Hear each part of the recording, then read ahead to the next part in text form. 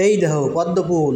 অফিসে যাওয়ার পথে আমি রায়বাবু 560 পদ্মফুলের ছবি তুলতে গিয়েছিলাম।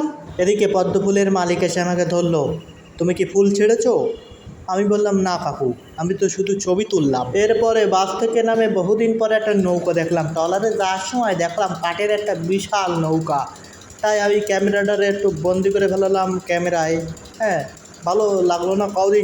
এরপরে অফিসে আসলে অফিসেতে ফাটাই দিল তরমুজের আড়তে। যাইয়ে তরমুজ আইসে, সেই তরমুজ হচ্ছে গিয়ে বিক্রি করার জন্যে আড়তলাকের সাথে কথা বললাম। এর মধ্যে আমি হচ্ছে গিয়ে সাম্মাম টাম্মাম কি একটা ফল, তোমরাও তো ফল চেন বানানে, তাই হচ্ছে গিয়ে এখানে দিয়ে ফিরে তোমাকে দেখাচ্ছি আর কি। দেখছো তরমুজের আড়ত, তরমুজের কাঁথা, এখানে মোটে তরমুজ হয়ে গেছে, বুঝছো? হ্যাঁ, এই অফিসে বসেছিলাম আড়ত। হ্যাঁ, তোমরা যত তরমুজ খাও এই আড়তেরতেই যায় মূলত।